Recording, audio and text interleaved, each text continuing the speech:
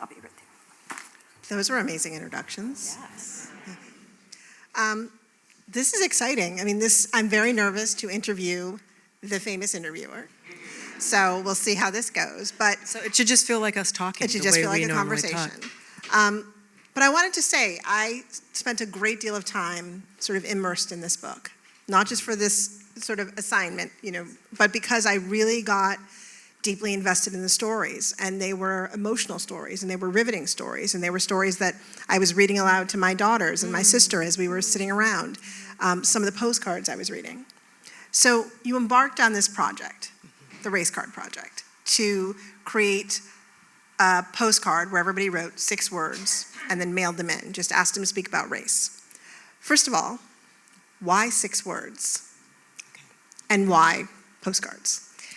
First of all, I want to say thank you. Thank you so much for taking time out to come all the way up here to Chilmark to have this conversation. Thrilled to be up here. And it is odd for me to be in this role because I've been here several times, usually asking people questions. And I've been here several times dropping my kids off at camp, so you can get a few extra hours of respite during the summer. And it's really lovely to be here to talk about this project. And it did begin with postcards, and it did begin with 6 words. I chose postcards because, let me work backward. I chose 6 words because I thought I wanted to take this complex subject and make it digestible. And I was frankly a little bit terrified about going on a book tour with the first book. I'd written a book about my family's very complex racial legacy. I was on a 35-city book tour while on sabbatical from NPR on book leave. And at that time, I thought no one wanted to talk about race. That was, oh, thank you. See, I told you they were heavy. Did you hear that? Boom. And so I thought, I have to do something to make people lean into the conversation. And so I was sitting in the 3rd floor of the house we used to live in. That's where I would write. And I thought maybe if I just gave them an assignment, and invited them into the conversation. And I thought postcards would be great because they could just do it on their own. So 6 words, I chose 6 words because I wanted it to be easy. And I figured if I said, tell me a story, no one would want to do that. It's just too complicated. And if they did, it would be long, but 6 words seemed to be perfect to distill someone's thoughts. You only got 6 words, so you had to get to the heart of it. And I knew that the 6-word concept was well known because there were lots of 6-word projects. And I figured if I asked people for a sentence, they would give me a paragraph and say it was a sentence. Right, there's no limit. And if I asked for a paragraph, people would say, oh, I don't have time for that. But 6 words felt like it was doable, and it felt like almost like a challenge, like a game, like, a little kind of Wordle-ish. And I wasn't thinking about it at the time, but in retrospect, I think that postcards made sense to me because I'm such a letter writer. I still write letters. I like postage stamps. I like writing letters and thank you cards and birthday cards and things like that. My parents were postal workers. And so, at the time, and my husband's in the front row, and I don't know if you remember this, you were like, will people really do this? Because we had moved away from snail mail. So he was, thinking maybe you should ask people to do it digitally. Now most of the cards do come in digitally. Right. But at the time, he was like, well, people actually do postcards. My mother was thrilled that I was supporting the U.S. Postal Service. There you go. And so, and I've told this story before, but the cards that we originally printed, she was thrilled, but the cards that we originally printed were not regulation size. Oh, did you get in trouble? And so, so she told me, honey, those are not, they might use them, but we didn't have the line in the right place, they were too small, and so we got it right after that. All right, 6 words. So you do this project. What did you expect was going to happen? And then what actually happened? I didn't know. I did not know if people would actually take the bait. we handed out the cards at a book party in Washington, D.C. fairly early on. And I was encouraged because I saw people at the book party, you know those tables that you have at parties that are like cocktail tables, yes. They were off in the corner like writing their stories, and I thought, oh, okay, maybe this is gonna work. But I didn't know if people would actually do it, and I would just leave postcards everywhere. When I was traveling, I would leave them. If you were staying at a Marriott, and you were in need of a good word, and you reached in that top drawer to find the Bible, oops, out would fall a postcard. I was going into bookstores, and you know how they have the 10 best sellers up there, and I was slipping my postcards into other people's books? Wow. I was leaving them everywhere. I was leaving them at Starbucks, and I didn't know if people would send them back, but they started to come back. And that showed me that, okay, wait a minute, we can do this. So I went back to my publisher, and then we started to print hundreds of these cards, and everywhere I went in the country, I printed cards and had them waiting for me when I got there. And it was the intention, Shonda. Because it's different than sending an email. For a postcard, you have to find a pen. Yeah. There were a couple of cards that came in where people were writing with whatever, like one card came in, I swear it was eyeliner that she was writing with, a couple with crayons. And if you're like a mom, you remember, like, I need a pen. Oh, but here's a crayon, I'll just write it like this, with this. But you have to find a utensil, a writing utensil. You have to find a postage stamp. Right. You have to find a mailbox.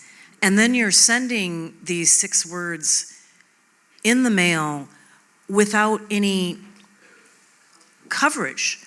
So then I was thinking, my mom was a mail sorter. So that's what she would do before. Now it's all done electronically, but for years she was a mail sorter. And I was thinking of people like that reading the cards. They came to a UPS store, and I thank the guys at the UPS store in the book, and they loved it. Wow. Because the cards were arriving, and they were like seeing people's humanity. I mean, their stories right there for them to view. Were people signing their names to these cards? Was it sometimes they signed them, sometimes they didn't? That's one of the things that's changed. In the beginning, a lot of people did not sign their names. And they would send their 6 words in, and they would sign anonymous. A lot of them signed anon. And I thought that was a new name. I thought, is that like a biblical name? I didn't remember that one. Anon. And the kids told me, Mom, it's anonymous. So then I figured that out. But I think it was modeling, because pretty quickly we dedicated a page on my book page, the MicheleNorris.com page, which then evolved into the racecardproject.com. But in the beginning, we just dedicated a page on the book page to share some of what we were getting. And I think once we started doing that, and people saw other people signing their names, that gave them permission to do so as well. That was like the rules of engagement changed. And then people started signing their names, and then leaving information so I could reach them. Oh, wow. And so that's why I'm able to actually reach out to people. And now that we have the website, people send most of their cards in digitally. They send in their 6 words. They usually send in their contact information. They often send in pictures, and they sometimes send in ephemera or background, or someone wrote in about their families. Someone's brother was going to build a bed and breakfast on what used to be a slave plot. Wow. And wanted me to know exactly where it was, so sent me a map and sent me background information. And so I did this because I thought no one wanted to talk about race, and the big epiphany for me was that I was wrong. Yeah. I was absolutely wrong. People actually do want to talk about this issue. They don't want to yell at each other. They don't want to be fussed at. They do want to have a space where they can have a conversation, and they want to be heard. And that's what I realized. This was a taproot. It was an education for me, but it was a vehicle for people to have their say when they don't feel like they could actually, because every week people share things with me that they have not said out loud. They have not said to their spouses, their loved ones, their coworkers, their congregants, and for some reason, they share it with me. There's a freedom there. Yeah. They've been given permission. So you go from postcards to digital, and I'm assuming, and you can tell me if I'm wrong, that the influx of people went from a trickle to a stream to a flood. How many of these do you think you've received so far? When we published the book, when the book was published in January, we had more than 500,000. Wow. We have had more than 200,000 come in since the book was published because Wow. of the publicity. And, you know, like I did Stephen Colbert's show, the inbox exploded. And then I realized that there's a whole universe of people who watch Colbert on YouTube. Right. Like it's a much bigger universe. A whole different world. And an international universe. Oh. So cards started coming in from, you know, all over the world. And so we have now got, you know, we're probably going to close in on 1 million by the end of the year. Wow. They're from all 50 states and more than 100 countries. Wow. That's And- incredible. That's incredible. So let's talk about some of these cards, because I feel like you're standing in a very special place where you're receiving these cards and you're able to see things that none of us generally get to see, patterns, generational shifts. Do you think that, you know, sort of the boomers are giving very different messages than the millennials and the zoomers? Like, do you feel like you can see that? You know, there are patterns that are readily apparent. I would love at some point we have to figure out where the archive is going to live, because this will outlive me. It's a legacy project for me and for my family. And I'd love, you know, I know that years from now, this is a project that is bookended by the presidencies of Barack Obama and potentially Kamala Harris. Yes. With all kinds of things in between. Donald Trump, January 6th, COVID, crisis at the border. So years from now, hopefully this archive will help historians, anthropologists, sociologists, journalists, storytellers understand this period, because there's all kinds of things in the archive that are not well understood. And I'd love at some point to be able to actually work with researchers to actually dig in and analyze. Get some real data. Yes, in a much more particular way. But some of the things that I do see is younger people talk about what they think, older people talk about what they've experienced. There are a lot more women than men. Okay. There are a lot of older people, and I didn't expect that. A lot of people are writing about things that happened to them years ago. Like it's like a rock in their shoe that, you know, it's still staying with them. And so I'd love to be able to analyze that. That's you know. interesting. They're placing their memories somewhere. Yeah. Yeah. Wow. And probably you said they've never spoken to other people about these things before. So A lot of things. you're hearing a lot of secrets. Yes, Yeah. yes. And, you know, and things like someone, you know, it's wild when you sit down and someone writes about how their grandparents, they realize that their grandparents met at a KKK rally. Wow. Yeah. That was a good one. That was amazing. That was and, you know, because they found the robes. But then it makes you think about, well, there are a lot of people who were once in the KKK. Where did all the robes go? Right. You know, where did the stories go? There's actually, you know, you may be thinking, the audience may be thinking, what can you possibly share in 6 words? It's amazing what you can share. Do you mind if we, No, ask the let's books? do it. Do you want to read a little bit of Yeah. First of all, I want to say that the book is sort of pictures, images, words, essays, all mixed together, almost like sort of a coffee table book you can't stop reading. I have my own book, and I have it all. an author who came up without my book, so. But at the end of the designing this book was really tough, because there are hundreds of thousands of stories. How do you curate this down to 1,000? Yeah. What pictures do you include? I really wanted to include pictures. The publisher's like, okay, pictures, but I think they thought that it was just going to be this section of pictures in the center of a book. No. And I was like, no, I want to have 287 photos. And so there are photos all throughout the book. But when I was thinking of the architecture of the book, I actually looked at the way music is composed, because I wanted it to have movements. Yes.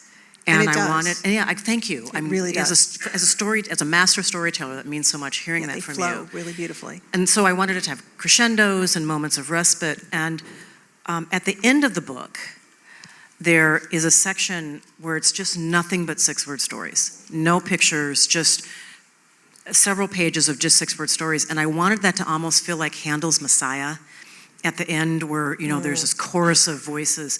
And I wanted it to feel like a waterfall. And so if you wouldn't mind if we read a few of these. Oh, yeah. Maybe start on page 448. Would that be okay? Yeah. Want me to go first? Sure. Easy to assume I am guilty.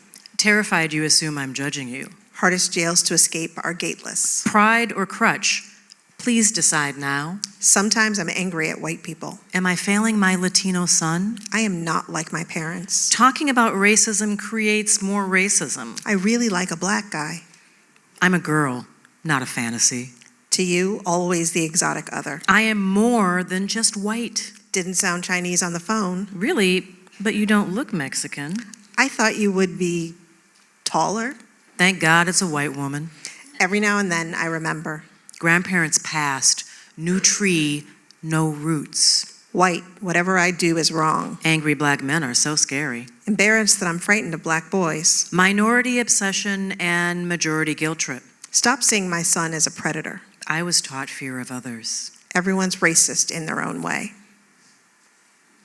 Always putting other people at ease. You don't have to whisper black. Isn't it funny how people do that? He was black. There's nothing wrong with my hair. Got tired of straightening my hair. My natural hair is not a statement. Yeah, but you're not black. I'm light-skinned. My black is harder. Red hair gets the most stares. Black kid in my math class? People can hear the unspoken words. Just stop making everything about race. Repeating proper pronunciation hurts my feelings. Can't pronounce my name? Try harder.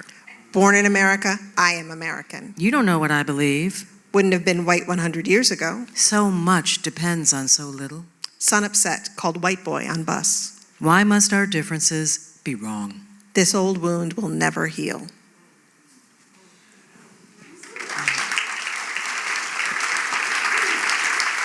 That's what the inbox sounds like every day.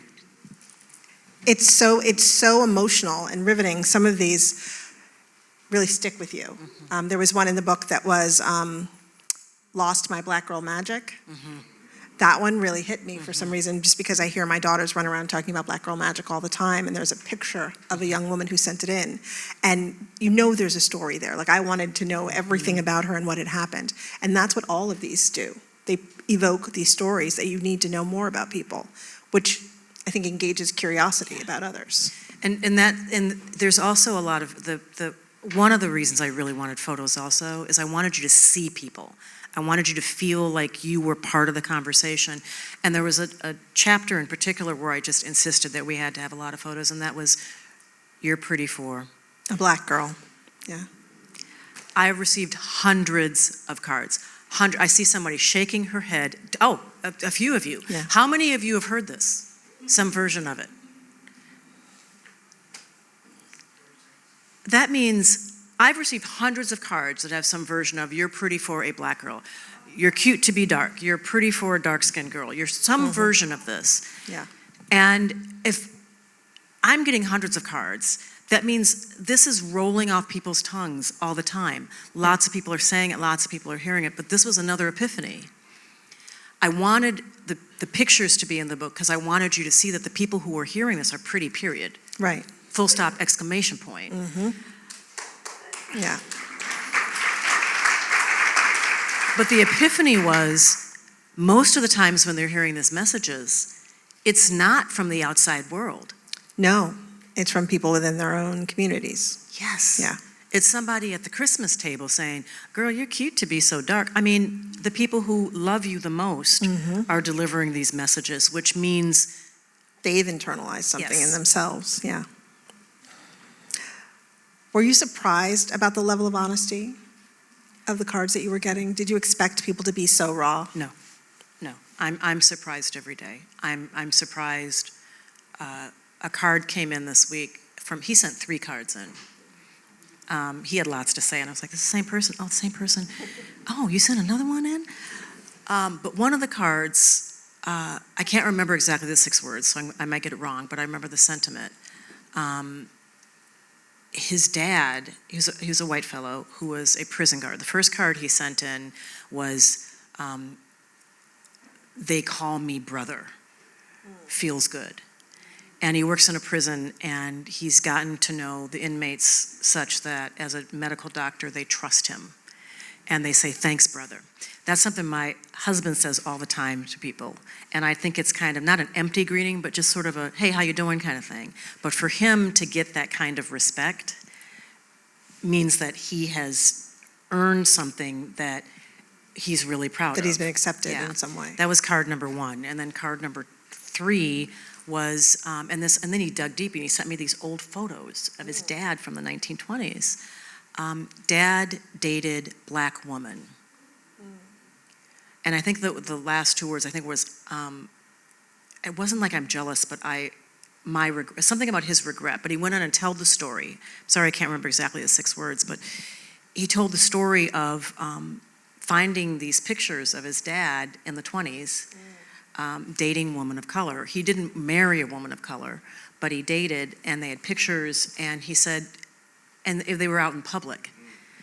And he said, I had wanted to. There was someone that a lot of cards deal with regret. Yeah. There was someone who really lit his heart on fire. And he said he just didn't have the courage to do it because he was so worried about what people would say. Wow. As a young man. And then he realized that one of the people he was worried about was his own family. And then he finds his dad, had already done this. Yeah. And he sent the story to me with the photos. I love that. And so again, how people are. When you first responded to somebody, like you've got all these cards, when did you feel compelled, like I've got to reach back out and find out what that was about? Do you remember the first or second card that you? Yeah. There were actually a few of them, and he's in the book. It was in Iowa. He handed me his card. It said, "Vote for Obama. Vote for Obama. Looks like me." And he was a white fellow. Oh. And his daughter, he adopted a black girl, a little black girl that he was raising. And she told her dad, "You have to vote for him because he looks like me." Yeah. And he wasn't sure if that was a good thing or a bad thing. Wow. Yeah. Because he said, you should vote for someone based on their characteristics, what they're going to do for the country. But it was an epiphany. I later called him because I said I wanted to know more about his backstory. Yeah. And he said he realized that he thought he had this sort of colorblind idea. And he realized that the world isn't colorblind for his daughter. That was one. But the card that really hit me and made me realize, okay, I have to lean into this. I have to figure out how to keep going. I have to figure out how to find more about these stories. And I never found her. But I wound up writing a whole chapter in the book about her 6 words. And that was, her 6 words were, black babies cost less to adopt. Yeah. That was devastating. As an adoptive mom, that was devastating. But as a person, that was devastating. Yeah. And I wound up doing a story on it on NPR, which I did and realized later that I moved on, but that story had rocked the industry. Like the industry was starting to have real conversations about this issue in America. And, and it's hard, I write about this in the book, it's hard to talk about this because you're shining a light on a subject, but at the same time, the children who are at the center of this subject then wind up learning. That reality. Yes. Yeah. Yes. And there was a young lady who approached me at Lewis and Clark College after I had done the radio story. And I'm just signing my first book and, chatting away. And she had this icy cold look. And she says, "I know what you did, and I know how it made me feel." Wow. And I still feel that chill. And at the same time, other people have said, I'm glad you're putting a light on this because maybe we can then talk about what's happening in the industry. Right. And maybe figure out a way to actually address these issues. And, when we're talking about Black babies cost to adopt, we're not talking about people buying children, of course. No. It's the fee structure associated with adoption. Yeah, with what goes on at adoption agencies. Varies. And the fee structure, we discovered by doing a lot of research, varies often based on the skin color of a child. And some of that is altruistic because They're trying to help people adopt Yes. kids who wouldn't normally maybe be able to adopt children. right, and families of color, Black families in particular, do not participate in formal adoption at As the same much, rate. yeah. They adopt people, but it's not through formal, it's absorbing someone. It's through foster care. It's, a kind It's of. your sister's baby's Yes, cousin, yeah. expansive, elastic kind of notion of family. But the actual system, people who open up their hearts and their homes to adoption, in that beautiful process of adoption, it is very expensive. And so to incentivize more families of color to participate in the beautiful process of adoption, no one likes the word discount, but they Have a different rate, yes. you could say. And that rate varies, and so we have an example in the book of a rate structure, and it's just right there in black and white. White child is somewhere up here. White child with brown hair comes down a little bit. Asian child comes down a little bit.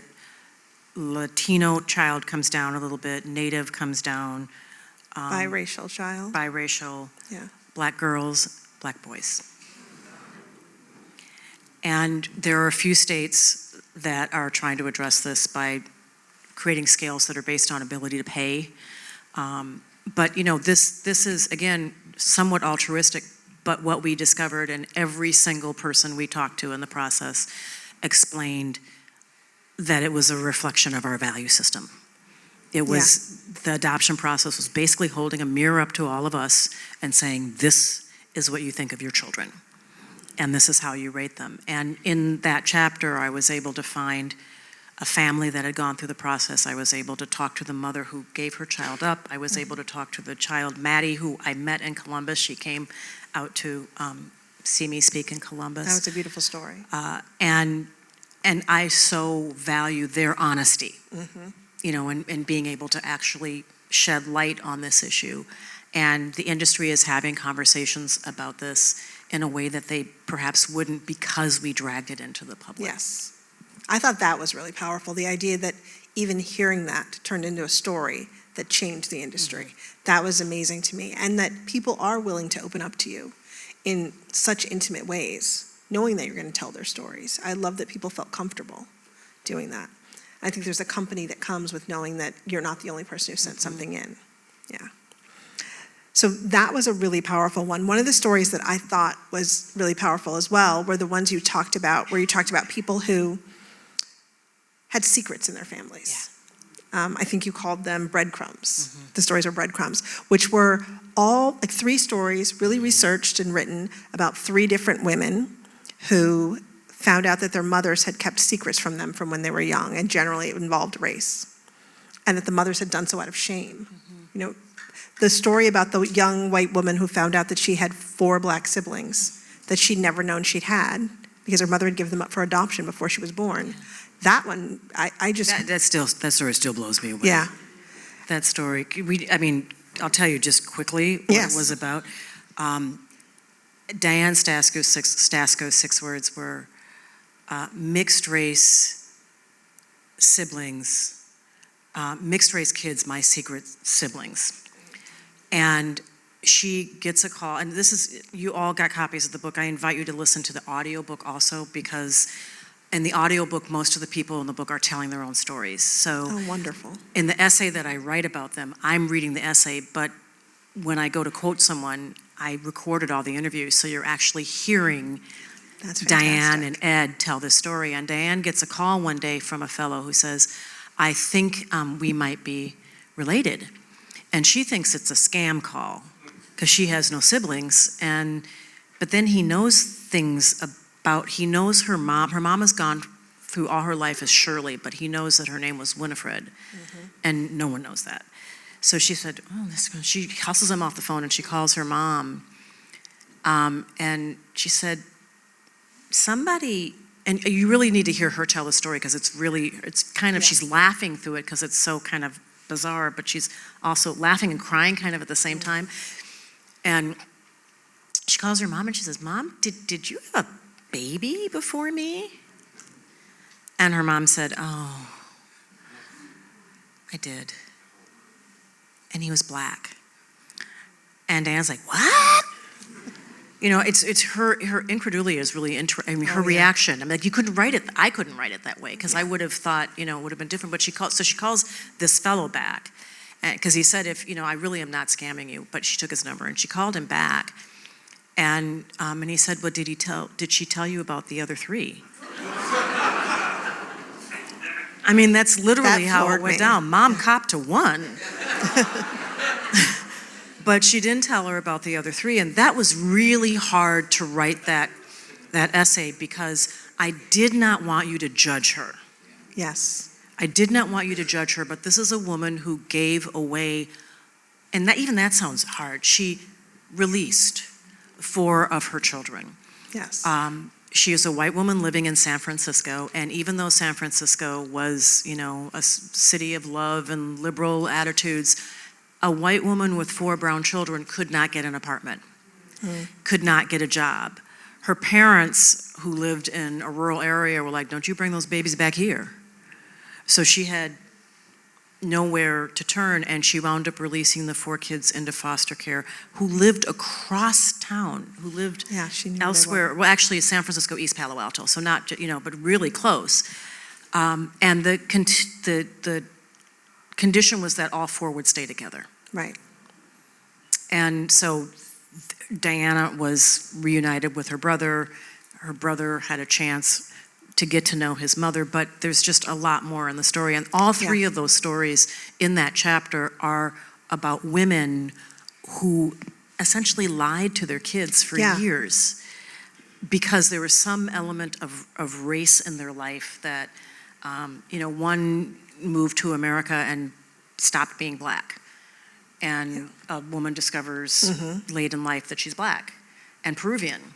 And didn't know anything. And didn't know it. And I wound up learning a lot about blacks in Peru, which is its own history. Yeah. And there's a 3rd story, Stephanie, whose story is like it should be a movie almost. Yeah, it should definitely be a movie. But what I found so striking. Actually, we should talk. What I found so interesting about it was that very idea that they didn't tell because they were ashamed. Yeah.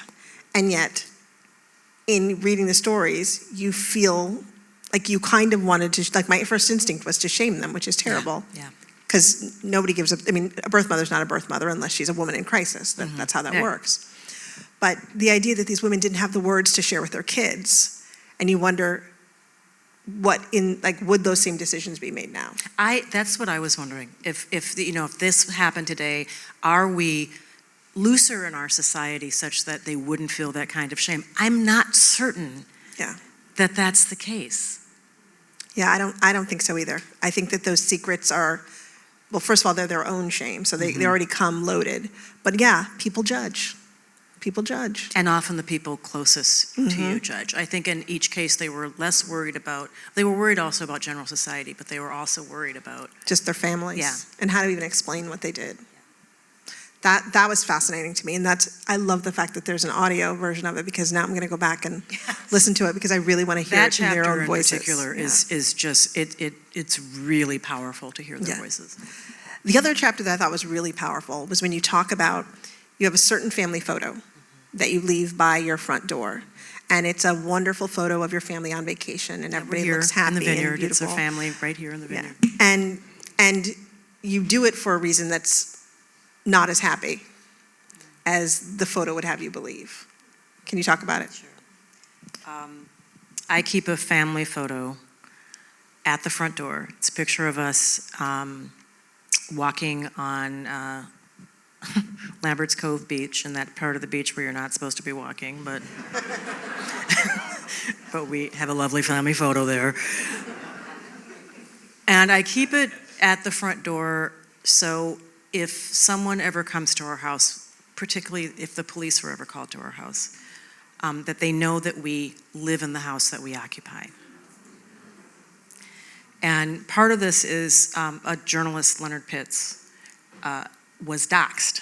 I think that's the word that they use for it, where someone calls the police on you and says something bad is happening in the house, and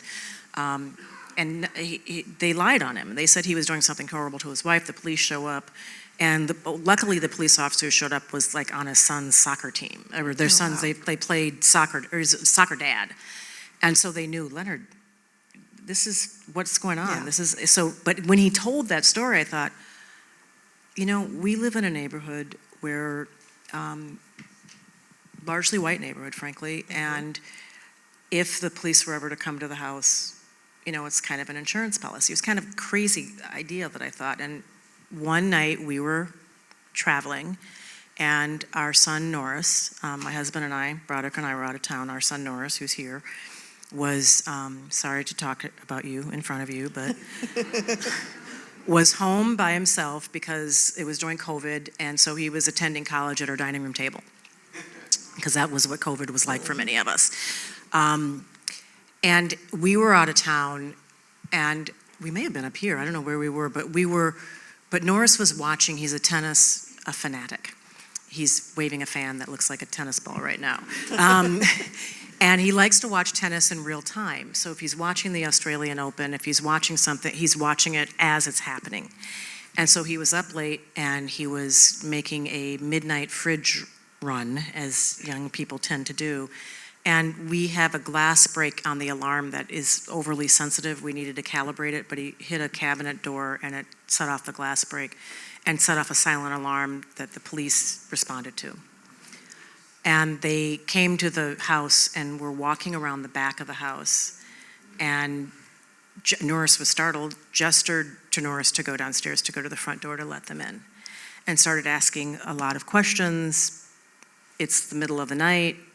He's in a sweatshirt and probably your Raven slippers, and and he remembers the picture and points to the picture and says, "That's us." And the conversation changes at that point, because they see, oh, okay, you do live here, and I, in writing about this, have learned from so many people who now are doing the same thing, who are keeping, and it's really interesting how many people have said, I keep a picture at the front door now too. A woman wrote to me to say that she keeps a picture because her husband, they live in Connecticut actually, and her husband has taken up gardening and is like full in, wearing like coveralls and like plaid shirts, and gets his garden on, and and she says that she's afraid that someone's gonna see him like on a sweaty day with he has coveralls, and see him going in the house and think that he's there to rob the house. So she started keeping a picture at the front door with him in a suit and tie. And then she said, and I wonder if I should actually keep a picture of him also looking like Mr. Gardner, so they know that he's who he is. And then a woman recently, when I was on book tour, said, it was a white woman whose daughter married a man of color, and her grandchildren come visit her.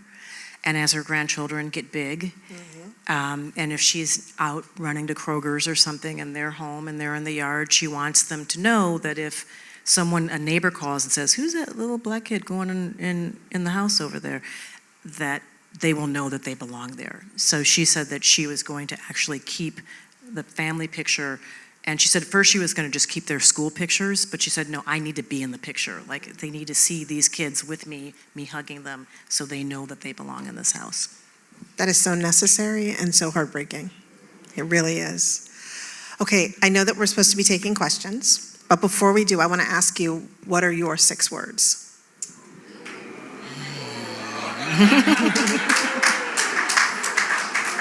So I actually write about this in the book. In the beginning, when I first started doing this, I thought, well, I have to do this exercise myself too. And the 6 words that I chose in the beginning were fooled them all, not done yet. And I chose that because I'm a brown girl from Minnesota who grew up with a speech impediment. And no one would have guessed that I would have made my life as a communicator, made my living as a communicator. And so that's where I started. And the 6 words, and when I think of, you caught it, I said something, you said, that was 6 words. I think in 6 words all the time. If I'm watching dialogue on television, I say, that's a good 6-word story. That just happens. But the 6 words so I often, have other 6 words, but the thing that I come back to time and time again is still more work to be done. Because when it comes to race in America, we're so eager to be past it. That's where the whole idea of post-racial came from. I think that's why this nation was engaged in wars over so-called critical race theory being taught in schools, is because we just want to outrun our past. We want to just be done with it. And instead of actually understanding that that is the path to understanding, that is a path to unity, is actually figuring out how to learn about someone else and to express curiosity. In a country as variegated as ours, I don't know that we will actually be done with race. I wish in my grandson's lifetime that we might be done with racism. Yeah. I think I'd love to see that go away, but I think race, the notion of figuring out how to coexist, is something that will always be with us, particularly as we, through adoption, through fostering, through marriage, through parenting, through integration, through sports, through all kinds of things, we're, living more cross-pollinated lives. Yes. Yes, I agree. Okay, so I'm going to ask questions. I have so many more questions I could ask you. But I will take questions from other people, and if not, I'll just keep asking questions because I'm loving it. Oh, great. There are people passing microphones. And we're asking questions, not giving speeches, I was told. Hi. Thank you. So when we think about race,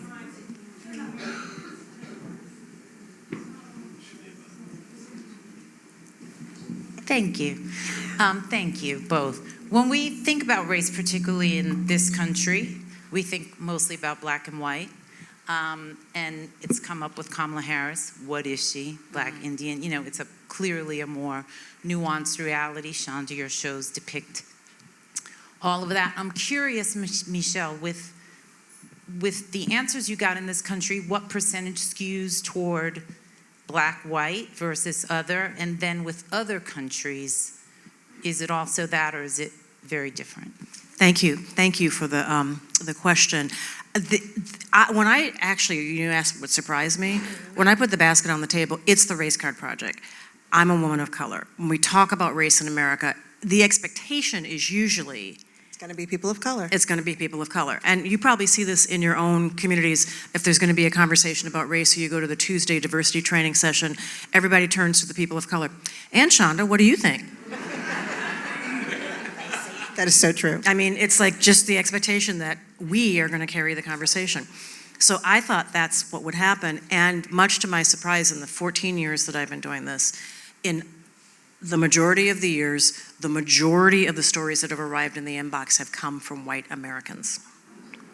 Not what I expected. And I write about this in the book, and I say, I never thought that I would be embarking on a 14-year odyssey of listening to white Americans talk about race. Didn't even think that was possible. But when you pick up this book, it's unusual in that if you pick up a book about race, your expectation is that you're going to learn about people of color, or it's going to be a binary, a black-white binary. The majority of the stories in this book are from white folks. Who have never been invited to speak about race Yes. before. And they feel like they have a entry point. But also, there is a rainbow of people who are often left at the fringes in our conversations about race because they are so black. There is such a black-white binary. So there are a lot of stories from people who are indigenous, from people who are Asian and throughout the Asian diaspora, people who are part of the Latino diaspora, people who are a mixture, sort of an Argyle sock of all of those things. And when the cards come in from overseas, you see, if they're coming from places that are fairly homogenous, they are still writing about difference. And the difference is not based on race, because people around the world figure out how to divide themselves over all kinds of things. Religion, gender, class, who has access to water and who doesn't. People will figure out how to divide themselves. And often the cards that come in from overseas are people who are kind of finger wagging or looking at us and wondering, why are you so obsessed with race in America? Racism is not unique to America, but it has become weirdly part of our brand throughout the rest of the world because of the civil rights movement, because of our politics today. So a lot of people look at America and understand that that's and they wonder, why is it like this? Also, when people write about America or write from a different vantage point, they write about becoming raced when they come to America. Like, I wasn't white until I came to America. Or I wasn't black until I came to America. And that there's a sense that when you get to America, that there's a sorting system and you're put in one category. And that's where you will be. Thank you for it. I was struck by the people who said that they weren't a person of color until 9/11 happened. Yeah. That was really fascinating to A number read. of particularly people who are of Arab descent, North African or Arab descent, who say that 9/11 changed. And that was an interesting story in the book. There was a couple that they wrote in, she writes in about her husband became Iranian on September 11th. She's from Chicago. And then like 2 days later, I get a card. She described him as an actor. I get a card from an actor in Chicago who also sent in 6 words. And I'd always wondered if they were like related. And so I interviewed them for the book at the same time on when I do interviews, sometimes I do them through this, where I can actually see them and I'm recording it. And they were talking to me and not talking to each other. So they both sent 6 words in, but didn't know that they had each sent 6 words in. That was fascinating. There's several instances like that in the book. Anybody, another question?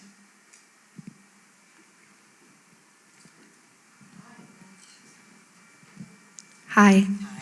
I'm so interested in the comment that you made, Michele, about how young people want to tell you what they think, and older people want to tell you about their experience. And as someone in a workplace where there's 5 generations of workers in a workplace where I've been, I'm really, really interested in that comment in light of any sort of cross-hatching that you've seen that might be generational. So did you see anything beyond that comment that you made that might have come up? Sorry, and I'm also thinking about that in the backdrop of people of a certain generation and above in the United States were often raised with the don't talk about politics, don't talk about race, don't talk about religion, and so that's such a generational shift. Thank you. And young people are almost expected to have an opinion about race and wear it on a t-shirt and put a hashtag, on it. So that is a big difference. One of the things that we've learned is we do a lot of partnerships now, corporate partnerships. The Race Care Project is used in hundreds of schools, where teachers actually use it in the classroom, sometimes as a writing prompt, sometimes as a way to diffuse conversations. But when we do partnerships, one of the things that's valuable is that it can be intergenerational in a workplace, because often in a workplace, young people gravitate toward young people, and older people gravitate toward older people. And when you get in a circle and everyone is telling their stories, it's a chance to actually create a circle of trust and to learn from each other. And if you can create that, we always call it the trust dividend. When we do this kind of work, the conversations can be difficult. They might cause indigestion. But if you can keep everybody at the table, you will earn a trust dividend that will come in, that will be so valuable to you in terms of going forward. And some of the companies that we work with, some of the schools that we've worked with have written to us and have said, it was so much easier for us to name the news event because we had already done this work. So we had a basis that we could have a conversation. When Ferguson happened, okay, we'd already done this. We could bring people together. We could actually, start to have this kind of conversation. So there's some benefit in trying to break down whatever you call them, those silos or those, cohorts, and figure out how various people can actually, communicate with each other.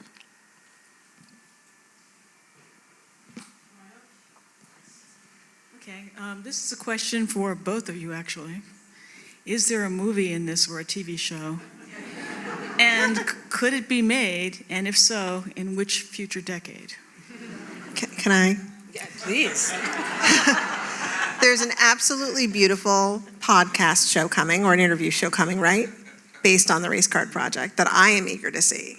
And I think that what's compelling about this are the real people and the real stories. And I think if there's a way to tell that, then that's interesting. I don't think it should be, there's no need to fictionalize something that's so riveting as it is.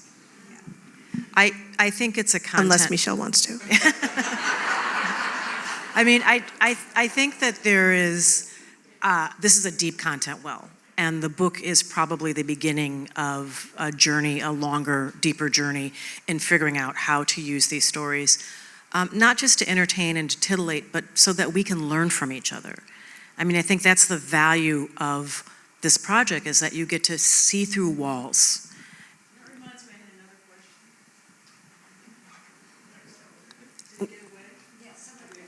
question. We can hear you. I'll repeat if you need to. I'll just put on my retired lawyer hat and project. You mentioned that this is a legacy project for your family. Could you elaborate on that a little bit and explain how you see that? So my family's in the front row. Hi, fam. And it's, thank you. Their support has meant the world to me, because, our house filled up with postcards, and, it is, watching me do this work has been kind of weird at times, for them, but they have been incredibly supportive, and I think it's a legacy project because it will outlive me. And that's one of the things that I realize, that this project is something that people will look to in the future to try to understand America, because there are things in this project that are not in history books. You can take a moment in history and you can explain the day that Dr. King was assassinated. I can tell you that story in 69 different ways based on stories that have come into the Race Card Project. So that's when I say it's a legacy project, that's what I mean, is that my grandson, who is not here, this is something that he would be able to point to and say, my grandparents did this. This started in the third floor of my grandparents' house. And the archive will live somewhere eventually. We're not sure exactly where, but it will be something that scholars will look to. The period that we're living through is incredible. America is going through so much seismic change, and this is captured through these, it's strange, through these little 6-word stories. Yeah. That there's so much that we're able to capture about this country, about how it's changing, about changing attitudes. There's histories within these 6-word stories that I wind up learning so much, about America that I didn't know. I spent 10 years considering a lot of things every day at 4 o'clock. And, when I was National Public Radio, and I realized that even with that, there's so much about America that I did not know. And the power of personal archive, so someone basically sending in their 6 words and saying, I was here, this is my story. There's so much that we can learn from that. It's really humbling to me as a journalist to give, it's like passing the mic, frankly, to someone else and letting them tell their story. I love that. Do we have any more? I'd just like to ask, with respect to the cards, did you find a specific geographic distribution for where most of the cards arrive from, or parts of the country where very few cards came from? This is again where I'd love to do, to dock in some place where I could really do much more analysis on this. But there were cards that would come from, the cards would come from places I have never visited. So the footprint got bigger than me very quickly. And part of it was a lot of libraries. I love librarians. I love librarians. a lot of libraries adopted this and started asking people to send in their 6-word stories. A lot of schools adopted it because they realized it was a way to spark conversation. We're underrepresented in places that probably wouldn't surprise you, where the population is a little bit smaller. So like the upper the Northwest, sort of in Montana and, sort of that area, we're underrepresented in Alaska. We're overrepresented in Hawaii because Hawaii is this huge melting pot. If you ever visit Hawaii, it's a lot of people from a lot of cultures that are all, thrown together and sort of figuring things out. So I would actually like, to learn more about this. And when I go into the archive and I actually interview people, I'm always asking them, how did you hear about us? I mean, we put the basket on the table at the right moment because we were helped mightily by social media. The Twitter, as my mom used to call it, was a really useful tool. And people reading about someone else's 6-word story or realizing that, there was a space for them to actually have their say. So I can broadly tell you the places where we're overrepresented and underrepresented, but some of them are surprising. Like we are underrepresented in New York City. Wow. I know. I think that's really surprising. I know, it's really surprising. But, overrepresented in odd places. Like, I don't know why we have so many cards from McAllen, Texas. And I wonder if it's a teacher or if it's, someone used it in some way and we just get Casper, Wyoming. Something happened in Casper where we have a lot of cards that have come in from Casper, Wyoming. So that's fascinating. Oh, I see one more. I have a question about the name of the project itself, how that works for you, because generally when people say anything about, oh, you're playing the race card, I take that as pretty racist and hurtful. So I know it ties in with the postcard, but I'm wondering how else you're holding it. So I chose the race card project because I hate that phrase. When people generally say to you, you're playing the race card, it is an elegant way of saying shut up. They're generally trying to shut down the conversation. And I don't know if, I was generally trying to be pithy or something, but I try to turn that phrase on its head because I don't like that phrase. Generally, it's been hurled at me when someone is trying to say stop talking. You're not making a valuable contribution. They're trying to shut down the conversation. So the idea here was to take that phrase and turn it on its head. And calling it the Race Card Project, I don't know if, maybe I was being a little bit tongue-in-cheek, but saying we're going to actually kickstart a conversation instead of trying to shut down a conversation. I have actually thought about changing Really? the name of it, but then the branding is such that It already is what it is. it is what it is. It is what it is. And it started on postcards. So, and many of you actually, we had postcards that were in the room tonight. Hopefully you'll share your really? 6-word stories. But that was the idea, is that it was meant to take a phrase that I didn't much like. Because when people say you're playing the race card, it is an elegant way of saying shut up. Yeah. And I wanted to turn that on its head and actually use it to kickstart a conversation. Do we have time to take more questions? Okay, I wanted you to talk about one thing first, which is you have this amazing concept of the flag and sort of reclaiming America for people themselves, and there were some really beautiful passages in the book. Can you talk about why you think that it should be reclaimed by people who don't necessarily think of it as their own? Well, and the anecdote at the beginning of that actually happened up here. There was a gas station, dude in a pickup truck had a gigantic flag. I mean, gigantic flag, like waving off the back of his truck. And all these bumper stickers that suggested that his politics are probably different than mine. And I walked by him at the gas station, and I don't even know why I did it. I don't even know why I did it. And I was like, I walked by him and I said, right on, go America.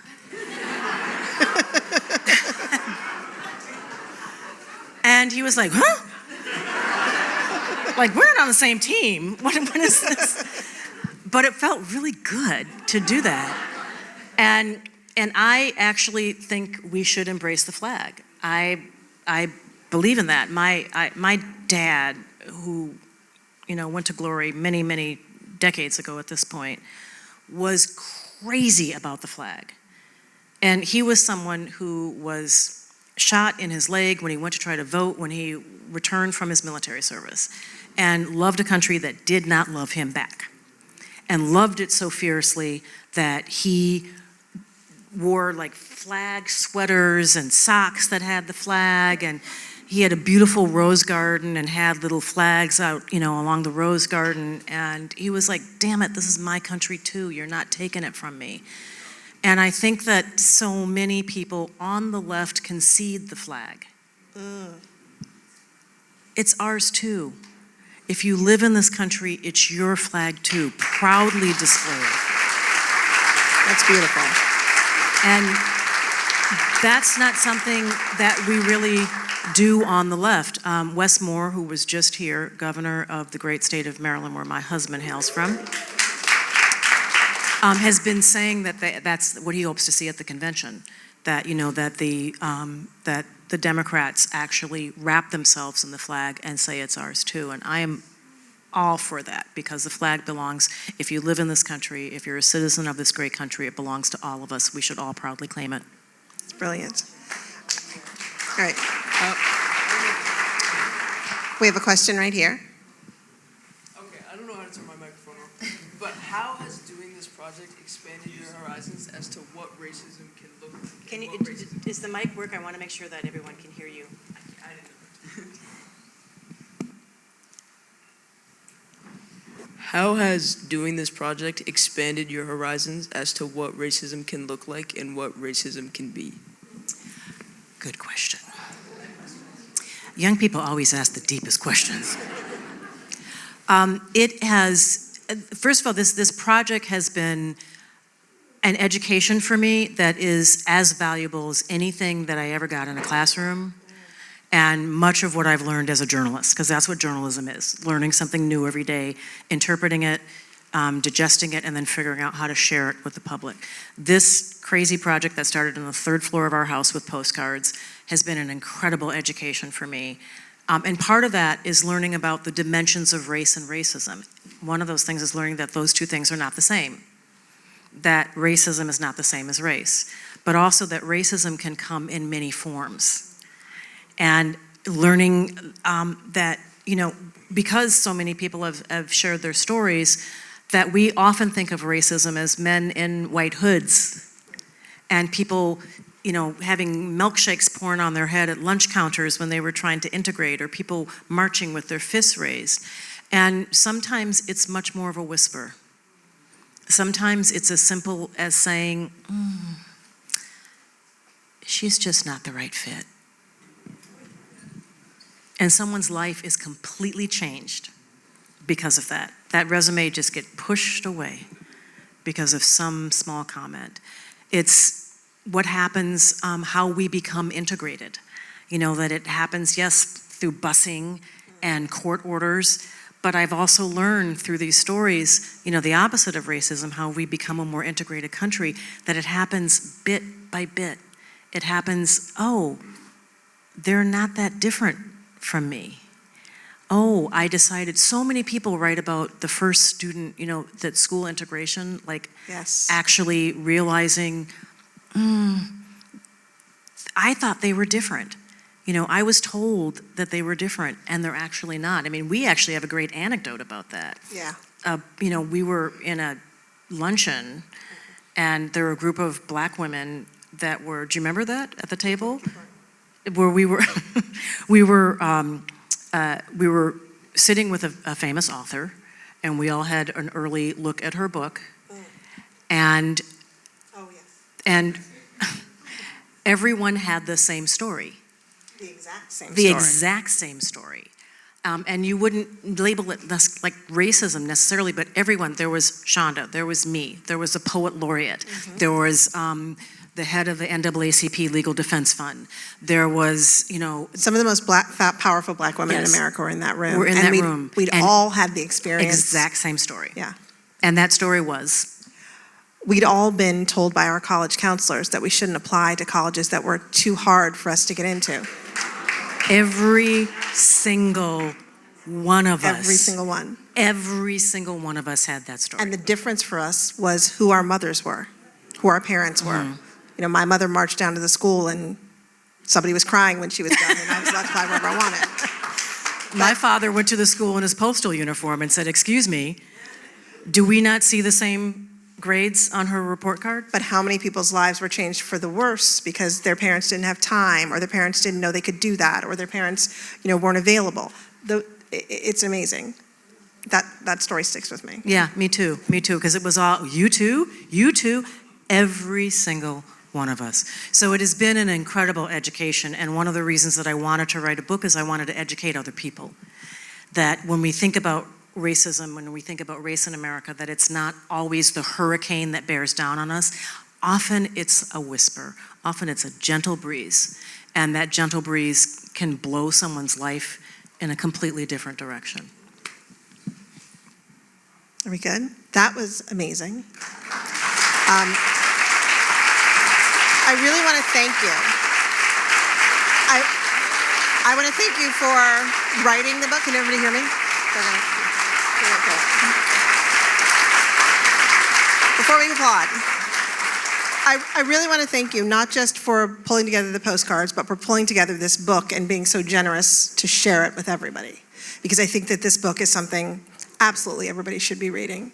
It's beautiful, and it's honest, and it's very surprising. And I think that anybody is better for having read it. And I want to thank you, not just for taking time to do this tonight, but for being such a beacon for storytellers, for being so courageous in the way that you tell stories. Often Shonda is doing something that has never been done before. And there's a special... This is not about me. It takes a special kind of vision and a special kind of muscle to walk down a path when you basically have to build the brick to put the path in front of you. Which is what you've been doing for years. And you've been doing it also, and making it look good. So thank you very much. Thank you, everybody. If you need to buy books, I think they're in the back. And if you don't have a signed book, but you have a book, you can swap it out. Is that true? Yes. Thank you, everybody, for coming.